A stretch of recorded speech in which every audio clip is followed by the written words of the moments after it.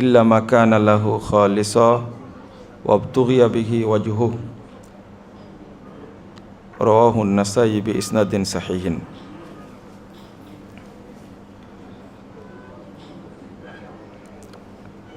সম্মানিত আল্লাহর মেহমানগণ, আল্লাহর শুকরিয়া আদায় করছি যে সালামত ট্রাভেলস কর্তৃক আয়োজিত আজকের এই আল্লাহর মেহমানদের সামনে আলোচনা করার সুযোগ করে দিয়েছেন। আল্লাহ শুকরিয়া আদায় করি, আলহামদুলিল্লাহ। সম্মানিত ভ্রাতৃমণ্ডলী, হজ্জের তাৎপর্য এবং আমাদের জীবনে হজ্জের প্রভাব, এই বিষয়টি খুবই গুরুত্বপূর্ণ। অনেক বছরই হজ করলাম। বাস্তবতা এবং কোরআন সুন্নাহর নির্দেশনা দুইটার মধ্যে মিল পাওয়াই যায় না। এই জন্য আমরা খুব দুশ্চিন্তা করি হজে গিয়ে যে মানুষ এগুলো কি করছে। এই যে পরিশ্রম এবং আর্থিক দণ্ড, হজটা কবুল হলে শর্ত অনুযায়ী সেটা মনে আনন্দ দেয়, আর কবুল হয় না বলেই বহু হাজি হজ করে এসে তাদের জীবনে আকাম কুকাম অপকর্ম যত আছে সবগুলো বেশি করে শুরু করে। কিন্তু হজটা যদি কবুল হতো তাহলে এই সমস্ত অপকর্মে কেউ জড়াতো না। এটা আমাদের জন্য দুর্ভাগ্যের।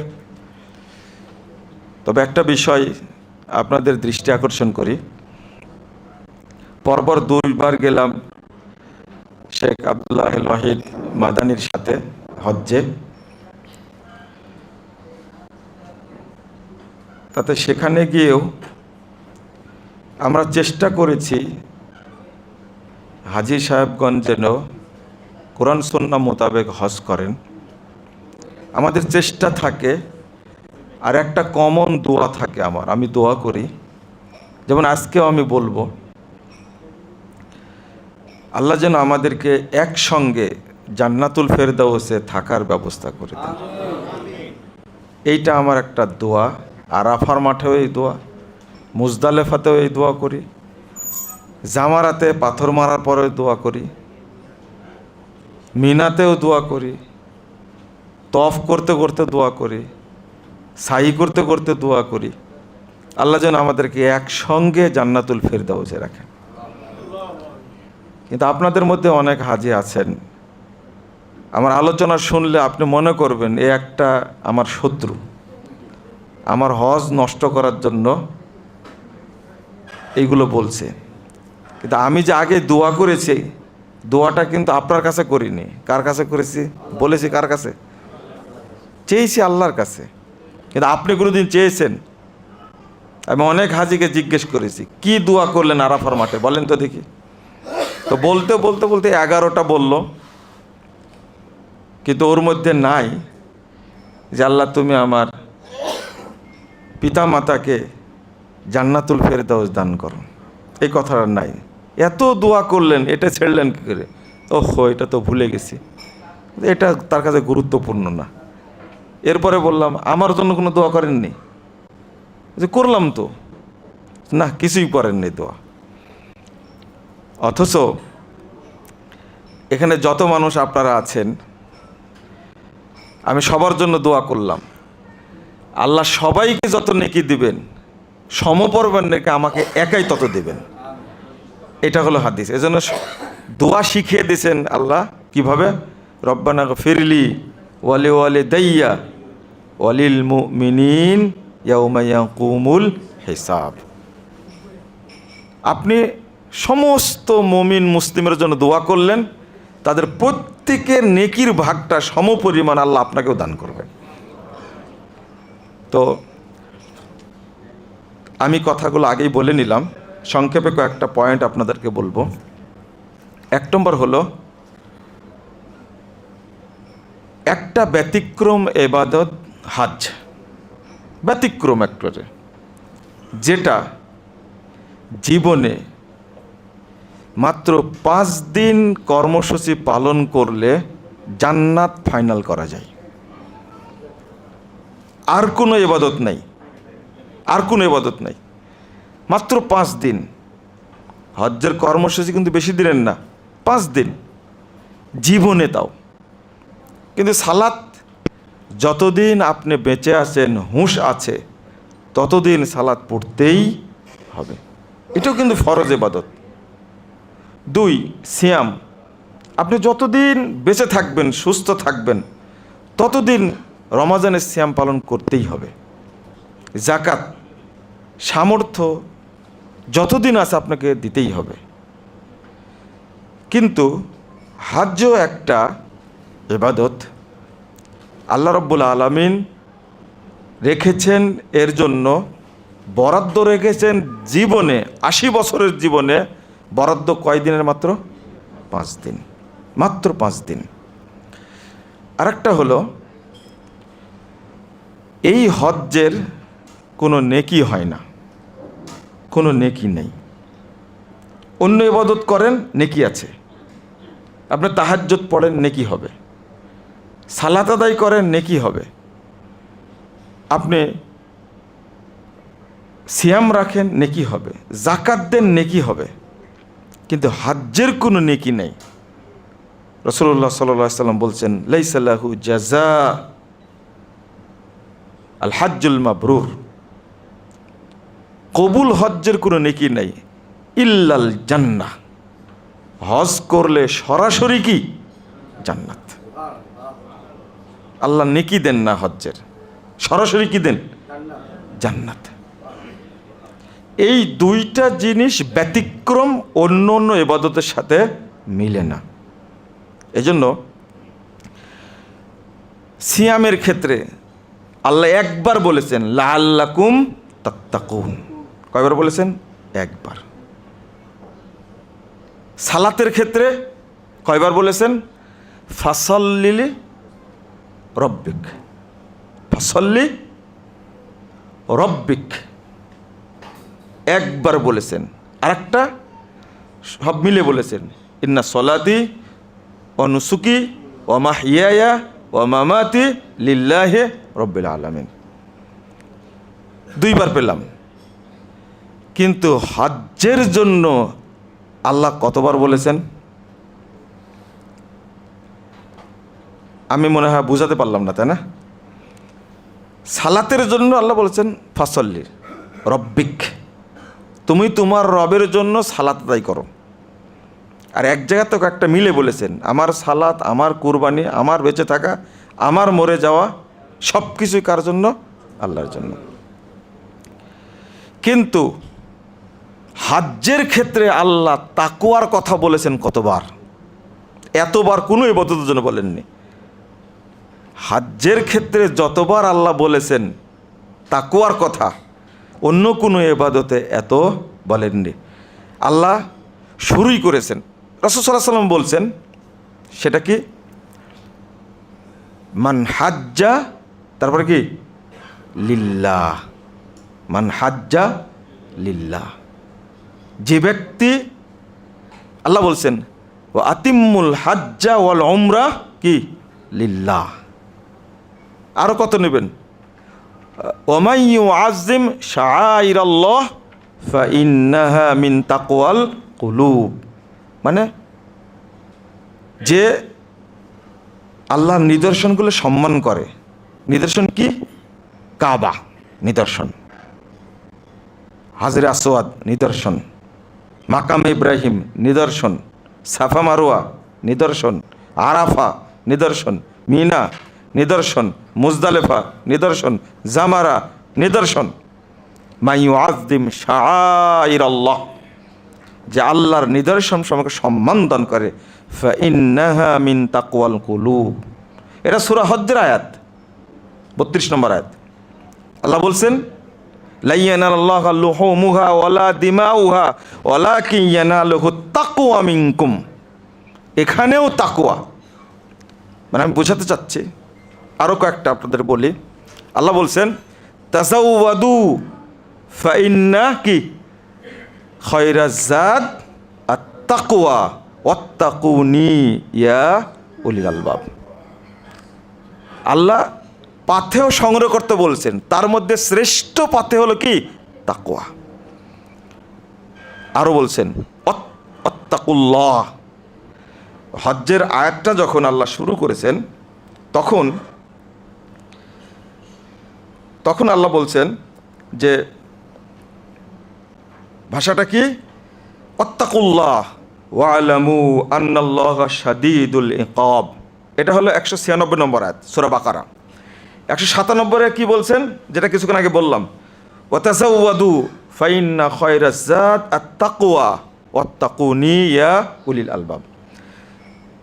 103 নম্বর আয়াত যখন আল্লাহ শেষ করছেন হজ্জের আলোচনা, তখন বলছেন ওয়াত্তাকুল্লাহ ওয়ালামু আন্নাকুম ইলাইহি তুহশারুন। তোমরা আল্লাহকে ভয় করো এবং জেনে রাখো ইলাইহি তুহশারুন, তোমাদের সবাইকে একত্রিত করা হবে। আর আগের কিছু আয়াত আমি আগে পড়ে ফেলেছি, ওটার বলছি না। এই হজ্জের ব্যাপারে আল্লাহ যতবার তাকওয়ার কথা বলেছেন, অন্য কোনো ইবাদতের ব্যাপারে এত তাকওয়ার কথা বলেননি। তার মূল কারণ হলো যে এই হজ্জের মাধ্যমে অল্প দিনে জান্নাত অর্জিত হয়, আর এই হজ্জের কোনো নেকি নাই, সরাসরি কি জান্নাত আল্লাহ দান করেন। তো এইরকম মর্যাদাবান ব্যক্তি হজ থেকে ফিরে এসে মিথ্যা কথা বলতে পারে? তা আমার মনে হয় হাজিরা যত মিথ্যা কথা বলে আলহাজ লাগাইয়া, অন্য কেউ বলে না মনে হয়। আস্তাগফিরুল্লাহ। হজ করে কারা? ফকির, মিসকিন, দরিদ্র, মিসকিন, অসহায়, বিধবা, কারা হজ করে? এদের মধ্যে 50% আসে ব্যবসায়ী মানুষ, তাই না? আর 30% আছেন প্রশাসনিক মানুষ, আর আছে কি বাকি 20% মানুষ আছে সাধারণ মধ্যবিত্ত। আমাকে মাফ করবেন এই ক্যালকুলেশনটা বলার জন্য, এবং বাস্তব এটা। এই লোকগুলো যদি ভালো হয়ে যায়, আমরা বিগত 26 বছর ধরি, 1 সাল থেকে, এই 26 বছরে ধরেন হজ করেছেন 26 লাখ, না হলে ধরেন 20 লাখ মানুষ। এই 20 লাখ মানুষ যদি ভালো হয়ে যায়, বাংলাদেশ এত খারাপ হয়? হ্যাঁ, শেখ একটা কথা বলেছেন, ওই কথার সাথে আর একটা কথা আছে, এবার ওটা ছুটাই দিয়েছেন শেখ। সেটা হলো লাম ইউসাল্লাহ ফিহা ওয়ালা বাদা। যে হজ্জে মাবরুর তাকে বলে যে হজ করতে গিয়ে কোনো পাপ করেনি, হজ করার পরেও কোনো পাপ করেনি। এই হজকে বলে কি হজ্জে মাবরুর। আশা করি বুঝতে পেরেছেন। একবারে কি বলবো ভাষাটা, যে শর্ট কথাই এটা হলো অরিজিনাল সংজ্ঞা, যে হজে গিয়ে কোনো ত্রুটি করেনি এবং হজ করার পরেও যে কি ত্রুটি করেনি, এই লোক বুঝতে পারবে এটা কি হয়েছে, হজ্জে মাবরুর হয়েছে। আর একটা যেটা আমি গতবার সম্ভবত কথাটা বলেছিলাম, আপনারা কি কষ্ট পাচ্ছেন? না, কষ্ট পাওয়ার কথা না, এইভাবে বললে কষ্ট পাওয়ার কথা হবে না, কি উদাহরণ দিলে কষ্ট পাবেন তো। উদাহরণ আজকে নাই দিই। সেটা হলো, আপনি কিভাবে বুঝবেন হজটা আমার কবুল হয়েছে? 4টা পয়েন্ট কি মনে রাখতে পারবেন আপনারা? দেখি কার ব্রেন খুব সতেজ। 1, আগের জীবনটা চেঞ্জ হবে। কি হবে? চেঞ্জ হবে। 2, ইবাদতে আগ্রহ তৈরি হবে। 3, ইবাদত করতে তৃপ্তি পাবে। 4 নম্বরটা, আপনি জানতে পারবেন কিন্তু কাউকে বলে যেতে পারবেন না। সেটা হলো একবারে শেষ মুহূর্তে যখন বিদায় নিচ্ছেন, তখন জান্নাতি বহু ফেরেশতা এসে আপনার কানে কানে বলবে, আল্লাহ তাখাফু ওয়ালা তাহজানু ওয়া আবশিরু বিল জান্নাহ। ভয় করো না, চিন্তা করো না, বরং জান্নাতের সুসংবাদ গ্রহণ করো। হাত্তা ইয়াসমা কাওলাল মালাইকা আল্লাহ তাখাফু ওয়ালা তাহজানু ওয়া আবশিরু বিল জান্নাহ। এইটা আপনি কানে শুনলেন কিন্তু বাট বলতে পারবেন না, ওটাই শেষ। তার আগের 3টা খুব সহজ না? চেঞ্জ হবে জীবনটা। কি চেঞ্জ হবে? কিভাবে চেঞ্জ হবে এটা বুঝবেন আপনি নিজেই। দ্বিতীয় পয়েন্ট, আগ্রহ তৈরি হবে। আপনি কোনো দিন সোমবার বৃহস্পতিবার সিয়াম রাখেননি, হজ করে আসার পরে শুরু করলেন, মনে হয় ইবাদত ছুটে গেছে, করা উচিত। তাহাজ্জুদ কোনো দিন পড়েননি, তাহাজ্জুদ পড়তে থাকলেন। এটা আপনার মনের আগ্রহ। কোনো দিন সালাত রাইট টাইমে পড়েননি, কিন্তু বৌমাকে আগেই বলছেন, মা দেখো তো জহরের টাইম মনে হয়ে গেল কিন্তু 11টা বেজে গেছে, দেখো তো মনে আসরের টাইম পার হয়ে গেল। আপনি কি বুঝতে পারছেন কথাগুলো? মা দেখো তো, দেখছে যে এখনো 2টাই বাজেনি। এটাকে কি বলে? আগ্রহ। আর 3, তৃপ্তি। এতই তৃপ্তি পান আপনি ইবাদতে, তাহাজ্জুদে উঠেন 2:30টায় 2টায়, তাহাজ্জুদ শেষ করে ফজরে চলে যান, যে আজান দিয়ে বসে থাকেন, মুসল্লিরা আসে, এরপরে জামাতে সালাত আদায় করে বসে থাকেন ওই 2 রাকাত ইশরাক পড়ার জন্য।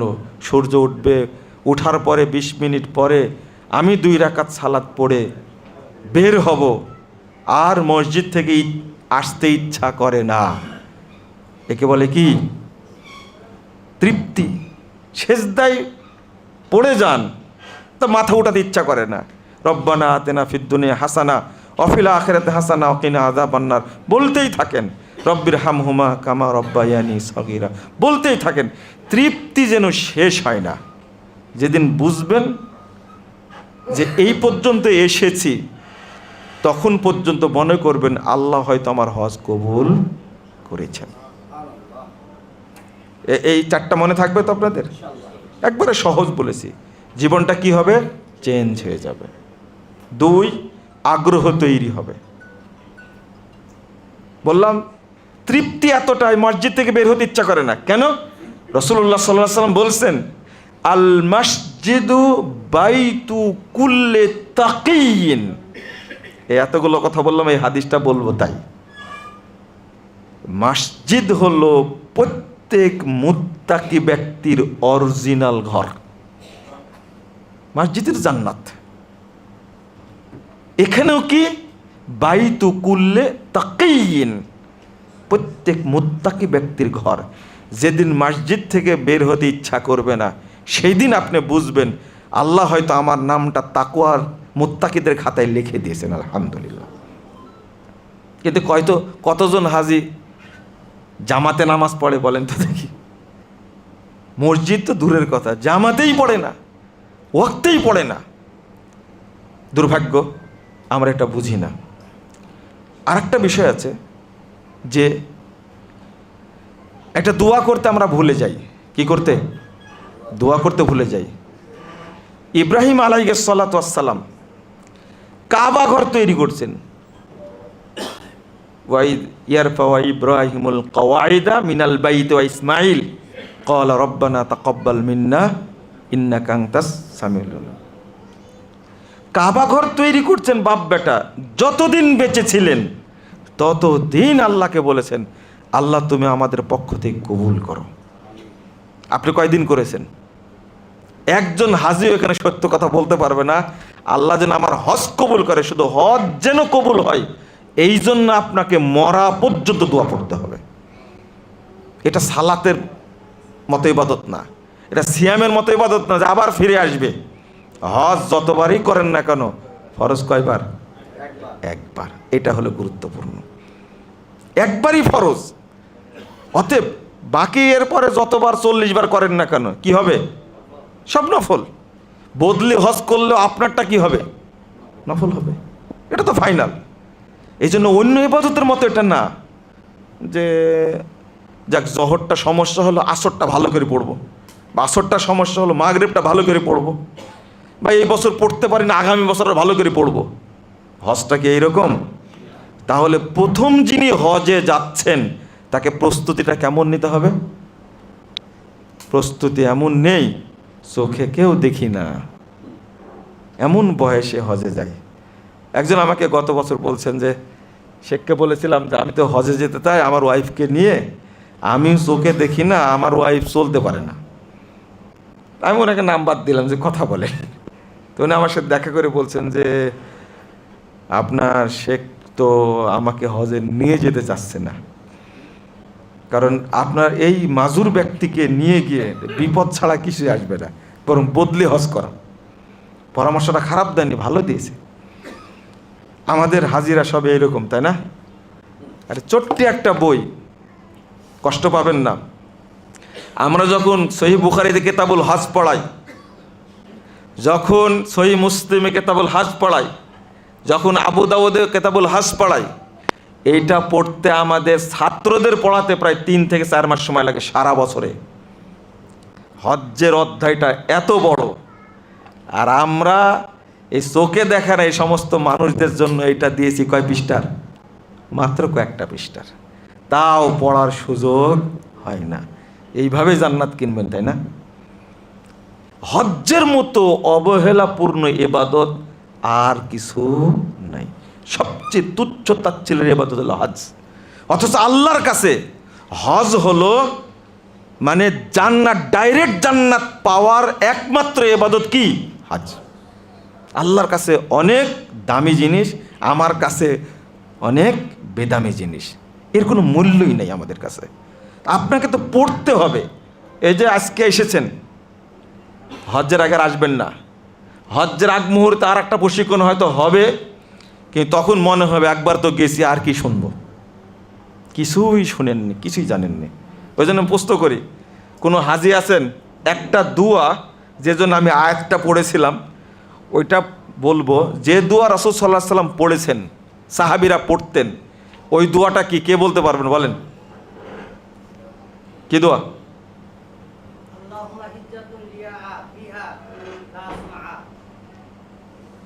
দোয়াটা ভুল হয়ে গেল। আচ্ছা বসে শুদ্ধ করে দিচ্ছি। আর কে বলতে পারবেন? কার সাহস আছে বলেন তো দেখি। এই দোয়া মুখস্থ না করলে আমি মনে করি এটা বুঝা হজ্জের 50% কাজ আপনার সহজ হবে না। আর বাকি 50% বলবো যে এই দোয়ার প্রভাব না পড়লে কবুল হওয়ার কোনো সম্ভাবনা নাই। রাসূল সাল্লাল্লাহু আলাইহি সাল্লাম তিনি হজ করছেন আর বলছেন আল্লাহুম্মা হাজ্জাতুন লা রিয়া ফিহা ওয়ালা সুমা। কেন বলতেন এটা? হে আল্লাহ, হজ করতে এসেছি মানুষকে দেখানোর জন্যও না, শোনানোর জন্যও না। এইটা বলার অর্থ হলো ভিতরে যত পাপাচার আছে, মানুষ কিন্তু ভালো কাজ করলে প্রথম আবেগ তৈরি হয় মানুষকে দেখানোর জন্য। আপনি বাড়িতে সালাত পড়েন 4 রাকাত, সময় লাগে 1.5 মিনিট। মসজিদে যখন পড়েন সালাত তখন সময় লাগে কয় মিনিট? 5 মিনিট। তখন বুঝবেন আমার সালাতটা কি হয়ে গেছে? বাতিল হয়ে গেছে, কারণ মানুষকে দেখানোর জন্য পড়ছি। আপনি যখন বাহিরে কথা বলেন চোখ দিয়ে ঝরঝর করে পানি বের হয়, কিন্তু যখন রাতে সালাত আদায় করেন তখন আপনার চোখ দুইটা খরার মতো, কোনোদিন 1 ফোঁটা পানি বের হয় না। তখন বুঝতে হবে বাহিরের কান্নাটা কি? প্রতারণা, ধোঁকা, ভণ্ডামি একটা। না, এটা হয় না। এই জন্য যদি আল্লাহর কাছে আপনি বলতে পারেন আল্লাহুম্মা হাজ্জাতুন, আল্লাহ হজ করতে এসেছি, লা রিয়া ফিহা ওয়ালা সুমা, মানুষকে দেখানোর জন্য না, মানুষকে শোনানোর জন্য না, এটা বের করে দিন অন্তর থেকে আগে। দেখেন আপনার হজ 50% হয়ে যাবে ইনশাল্লাহ। এইটাই হল আবর্জনা। আপনি আলহাজ দেখার জন্য খুব উদ্গ্রীব হয়ে আছেন। একজন হাজি বলছেন, অভিযোগ দিচ্ছেন আমাকে, বাবা 6 মাসও হয়নি হজ করে আসা, এখন আমাকে নাম ধরে ডাকে, কত বড় বেয়াদব চিন্তা করো। আমি বললাম যে চাচা বেয়াদব তো ও না, ও তো ঠিকই আছে, হজ করে আসার পরে আপনি বেয়াদব হয়েছেন, আপনিও আমাকে বেয়াদব বললেন। না, আপনার হজ যেন ঠিক থাকে এই জন্য ভাষাটা ব্যবহার করলাম, মাফ করবেন আপনি। আপনাকে আলহাজ বলতে হবে কেন? না, হাজি সাহেব তো বলতে পারে, ওনার আবার দাবি কি আলহাজ না বলুক, হাজি সাহেব তো বলতে পারে। আলহাজ আরবি শব্দ, আর হাজি সাহেব বলে উর্দু আরবি মিলে বাংলা মিলে হলো একটা। কি আবেগ ভিতরে তৈরি হয়েছে। লা ইলাহা ইল্লাল্লাহ। ওটা কি দুনিয়া, ওটা কি দুনিয়া। ওইটাই শোনাই দিই আপনাদেরকে যে আয়াতটা পড়েছে কেন। আর রিয়া ওয়াসুমা এটা কি? ইন্নামা রিয়া ওয়াসুমা হুমা আসাদ্দু আইয়াখদিশা ইখলাস ওয়া ইউহুব্বিতা সাওয়াবাল আমাল।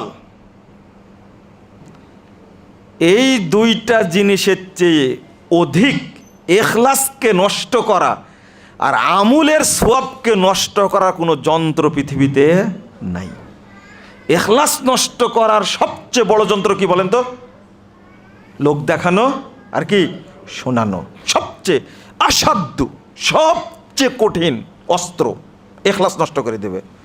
2 ওয়া ইউহবিতা সাওয়াবাল আমাল, সাওয়াবাল আমাল। আর আমুল যত করি যত সওয়াব হয়, আমুল করি সওয়াবও হয়, নষ্ট করা কিসে? রিয়া, সুমা, লোক দেখানো, শোনানো। আর এই কাজটাই আমরা বেশি করি, তাই না? এমন লোক বলতে পারবেন না যে আমি মসজিদে 10 লাখ টাকা দান করেছি, কেউ জানে না আল্লাহ ছাড়া। আপনারা কেউ থাকলে বলেন তো দেখি, আজকে প্রকাশ হয়ে যাক। আপনারা তো দূরের কথা, আরও বড় বড় পার্টনারের কাছে বলেছি 1 কোটি 1.5 কোটি টাকা দান করেছে, বলেছি 5 লাখ টাকা দিয়েছেন আল্লাহকে, কেউ জানে না আপনার ছাড়া, আপনি ছাড়া। একজন হাত তুলবেন, নাহলে আমাকে মেসেজ দিবেন, আজও পারেনি কেউ। অথচ আল্লাহ চান এমন সাদাকা যেটা শুধু আমার মাঝে, বান্দার মাঝে থাকবে, আর কেউ জানবে না। এই সাদাকাটা আল্লাহর কাছে কি উত্তম সাদাকা, আমরা কেউ করতে পারিনি। তাহলে সমস্ত ইবাদতের মধ্যে হজটা কি এরকম হওয়া উচিত না? আপনি তো নিয়াত করা মাত্রই গোটা বাংলাদেশ যত আত্মীয় স্বজন আছে, সৌরজগতে যে থাকে আত্মীয়, ও জেনে গেছে আব্দুল করিম এবার হজে যাবে, জানেন না? এরপরে হজে যাওয়ার আগ মুহূর্তে আপনি বিশাল একটা খানার আয়োজন করবেন, হজ কিন্তু বাংলাদেশে থাকবে, বিমানবন্দর পার হবে না। এটা আপনার ভুল ধারণা। টাকা পয়সা নিয়ে যে হাদিসটা বলেছেন, এমনি হারাম ইবাদতের, হারাম খাদ্যের ইবাদত কবুল না, সহি হাদিস অনেক আছে। শেখ যে সুন্দর করে হাদিসটা বলেছেন, হাদিসটা খুবই জয়ীফ, আমি আর বললাম না, কিন্তু সহি বর্ণনা ওর চেয়ে আরও কঠিন। আল্লাহ রাসূল সাল্লাল্লাহু আলাইহি ওয়াসাল্লাম বলছেন স্পষ্ট, ইন্নাল্লাহা তাইয়্যিব লা ইয়াকবালু ইল্লা তাইয়্যিবা। আল্লাহ পবিত্র, পবিত্র বস্তু ছাড়া আল্লাহ কবুল করেন না। 1015 নম্বর হাদিস, সহিহ মুসলিম। আপনি যাবেন কোথায়? উদাহরণ দিয়ে বলছেন, একজন ব্যক্তি সফরে চলে গেছে, একেবারে 5 রাষ্ট্র পার হয়ে গেছে, যাওয়ার পরে সব হারায় ফেলেছে, মানে মিসকিন হয়ে গেছে। 2 সে মুসাফির। 3 ইয়াদাইহি ইলা সামা, 2খানা হাত তুলে আল্লাহর কাছে বলছে। 4 কাকুতি মিনতি করে বলছে। তাহলে দোয়া কবিলের 4টা শর্ত ওর মধ্যে আছে, কিন্তু খেয়াল করেননি মনে হয়, তাই না? কি কি? মুসাফিরের দোয়া কবুল হয়, 2 মিসকিনের দোয়া কবুল হয়, 3 হাত তুলে দোয়া করলে দোয়া কবুল হয়, 4 কাকুতি মিনতি করে আল্লাহর কাছে বললে আল্লাহ দোয়া কবুল করে। 4টাই শর্ত আছে, কিন্তু আল্লাহ রাসূল বলছেন মাতামুহু হারাম ওয়া মালবাসুহু হারাম ওয়া মাশরাবুহু হারাম ফাআন্না ইস্তাজাবু জালিক। সাহাবীরা বলো তো দেখি, এর খাদ্য হারাম, পানীয় হারাম, পোশাকটাও হারাম, কেমনে কবুল হবে? সহিহ মুসলিমের হাদিস। 4টা শর্ত তার মধ্যে থাকার পরেও এর দোয়া আল্লাহ কবুল করলেন না।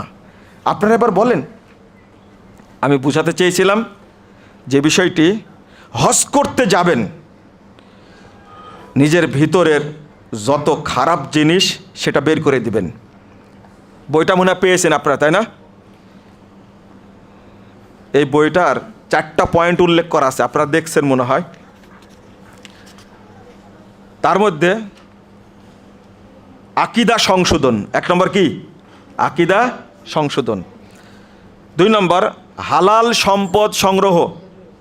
3 হজ কাফেলা, হজ প্রশিক্ষণ ও মুআল্লিম সম্পর্কে 2টি কথা। হজের জন্য কাফেলা যদি সঠিক নির্ধারণ করতে পারেন, আমি মনে করি আগের 2টা ঠিক থাকলে আপনার হজ 90% হয়ে যাবে ইনশাল্লাহ। ইনশাল্লাহ। কাফেলা খুব গুরুত্বপূর্ণ হজ্জের জন্য। আর কাফেলা যদি সঠিক না হয়, তাহলে হজ কবুল হওয়ার 99.99 কবুল হওয়ার কোনো সম্ভাবনা নেই। আমি ওই একটা পয়েন্ট রেখে দিলাম, পয়েন্ট 1, কবুল করার মালিক কে? আল্লাহ। এতটুকু এই জন্য রেখে দিলাম। কিন্তু কোরআন হাদিস বলে 99.99 আপনার হজ কবুল হবে না। আমি চ্যালেঞ্জ, বাংলাদেশের যত কাফেলা আছে সব কাফেলাকে চিনা হয়ে গেছে। আহলে হাদিস আকীদার কাফেলা ছাড়া অন্য যত কাফেলা আছে সব কাফেলাই আমুলের দিক থেকে দুর্নীতিবাজ, অর্থাৎ বিদআত, শিরিক এবং আরাফার ময়দানে গিয়ে তারা যে কুকর্মগুলো করে, আকাম করে, হজ যেখানে ফাইনাল হবে সেখানে হজ কি ফাইনাল কি বাতিল হয়, ফাইনালি বাতিল হয়ে যায় হজটা ওই জায়গাতে। আপনি নবী মোহাম্মদ সাল্লাল্লাহু আলাইহি সাল্লামকে হাজির করা, একবারে দাঁড়ায় মিলাদ পড়া শুরু করে দিলেন, এটা কি? আল্লাহ নবী বেঁচে আছেন না মারা গেছেন? একজন হুজুর এবার বলছে আমাকে, আরে নবী তো না, পীর সাহেবেরা আমাদের অনুষ্ঠানে হাজির হয়ে যায়। তাহলে হজ ফাইনালি বাতিল হয়ে গেল কোন জায়গায়? রাসূল সাল্লাল্লাহু আলাইহি সাল্লাম বলে, তাহলে হাজ্জু আরাফা, আরাফাই হলো হজ। আর আরাফাতে গিয়ে হজ কি করে আসে? বাতিল করে আসে। আমি আপনাদের বলবো, আকীদা সংশোধন করবেন। আকীদার কথা বলতে গেলে, উদাহরণ দিতে গেলে আপনাদের মনটা খারাপ হয়ে যাবে। হজ শেষ করে মদিনায় গিয়ে হজটা নষ্ট করে আসবেন না। শিখিয়ে দিই, মদিনায় যাবেন কোন নিয়াতে বলেন তো দেখি? প্রশ্ন করি, তারপরে উত্তর দিই। কোন নিয়াতে যাবেন? সালাম দেওয়ার জন্য। আপনি জিয়ারত করার জন্য। কি জিয়ারত? উহুদ। 1 নম্বর নিয়াত হবে আমি মসজিদে নববীতে সালাত আদায় করব। 3টা মসজিদ ছাড়া নেকির উদ্দেশ্যে কোনো মসজিদে যাওয়া যাবে না। মসজিদে হারাম, মসজিদ নববী, মসজিদে কি আকসা। শেষ হয়ে গেছে টাইম, তাই না? ও শেষ হয়ে গেছে, আজ আর টাইম নাই। আপনারা, আমি শেষ করে দেই, আমি আপনাদের অনুরোধ করব, আপনারা অবশ্যই নিয়াতটা পাকাপোক্ত করবেন ইনশাল্লাহ। আকীদার ভিতরে কোনো ভেজাল যেন না থাকে। কিছু কথা বলেছেন আমাদের শেখ আব্দুস সামাদ মাদানী, তিনি বলেছেন আমি ওইদিকে আর যেতে চাইনি। আর আমার একটা দাবি থাকবে, এই বইটা আপনারা একবার পড়বেন। সময় হবে কি? পড়বেন একবার, ফ্রি টাইম নিয়ে পড়বেন। অনেক আপনার সাথে দ্বিমত থাকতে পারে, তবে যাচাই করে নেবেন। আমি একটা আপনাদের অনুরোধ করছি। আর একটা ছোট্ট বিষয়, হজ থেকে আসার পরে যেগুলো করবেন সেগুলো তো বলে দিছি, তাই না? বলে দিছি না? আলহামদুলিল্লাহ। কাফেলার ব্যাপারে 1 মিনিটে শেষ করি, যেটা কিছুটা বলে ফেলেছেন। আমি বললাম সালামতের সাথে হজে গেছি, আমি 2 বার গেছি। আমার দাওয়াতি কাজ করার ভালো সুযোগ হয়েছে আলহামদুলিল্লাহ। আপনারাও যাবেন আলহামদুলিল্লাহ, যার নিয়াত যেটা করেছেন যাবেন আপনারা। কিন্তু একটা কারণে হজটা নষ্ট করবেন না। অনাকাঙ্ক্ষিত যে ঘটনাটা, এইটা নিয়ে আমরা বেশি বিতর্কে জড়িয়ে পড়ি, বেশি বিতর্কে জড়িয়ে। এবারও হয়েছে তাই, কোনো কারণ ছাড়াই। এটা কাফেলার দোষ না। এই জন্য গতবার দোয়া শেখা দিয়েছিলাম, আজকেও বলছি একটা দোয়া করবেন, এটা হাদিসেরই দোয়া। বলবেন এইভাবে, আল্লাহ তুমি আমার হজটা কবুল করো, 2 হজটা সহজ করে দাও। মনে থাকবে? এই দোয়াটা করতে থাকবেন, আল্লাহ সহজ করে দেবেন ইনশাল্লাহ। আকস্মিক যদি কোনো সমস্যা হয় তাহলে কি করবেন? ধৈর্য ধারণ করবেন। আমি জানি আপনার সম্পর্কে, আপনার ত্রুটি হওয়ার কথা না। তার কাজের লোক ত্রুটি করছে, কোম্পানির লোক ত্রুটি করছে, মুআল্লিমরা ত্রুটি করছে। এই ক্ষেত্রে কি আমি আব্দুল ওয়াহিদ ভাইয়ের দোষ দিতে পারি? যাদের ধৈর্য নাই তারা এই জিনিসটা করে হজটাকে দুর্বল করে ফেলে। আমি মনে করি আপনারা এই কাজটা করবেন না। যে কোনো কাফেলাত গেলেও, আমি গতদিন একটা কথা বলেছিলাম, শেষ করে দিই। সেটা হলো 25 লক্ষ টাকা এক হাজি, ওটা কি বলে শেখ? প্যাকেজ। 25 লাখ টাকা প্যাকেজে গেছেন, কোথাও হাঁটবেন না তানারা, একবারে সব এসিতে। আরাফার ময়দানে গিয়ে এমন জায়গায় রাখছে, ওই দিন এসি নষ্ট, 25 লাখ টাকা কি বাতিল। আমাকে বলছে টাকা আদায় করেই ছাড়বো বাংলাদেশে গিয়ে। আরাফাতে তুমি কি দেওনি? এসি দেওনি। এসি দেওয়ার মালিক কি মুআল্লিম? সবই করেছে। আকস্মিক ঘটনা ঘটে গেছে। গতবার যেটা ঘটেছিল সব জায়গায় ঠিক আছে, আরাফার মাঠে গিয়ে পানি নাই। কি করবেন? দোষ আব্দুল ওয়াহিদের, তাই না? পানি নাই, পাশাপাশি 2-3টা বাথরুমে পানি নাই। কি করবেন আপনি তখন? গালি দিবেন কাকে? এইটা কি মুআল্লিমের দোষ? প্রথম দোষ দিবেন নিজেকে। কাকে? এটা আমার তকদিরে বরাদ্দ ছিল, আল্লাহ তুমি আমার হজ কবুল করো। এটা আপনার ধৈর্যের পরীক্ষা। এই গতবার সব ঠিক ছিল, সে গাড়িতে ছিলেন না আপনি? আরাফা থেকে মুজদালে যাওয়ার পথে লাগবে 20 মিনিট, হয়তো 25 মিনিট, 30 মিনিট, লেগেছে মাত্র 3.5 ঘন্টা। মহিলাদের কি অবস্থা হতে পারে? এটা পরীক্ষা।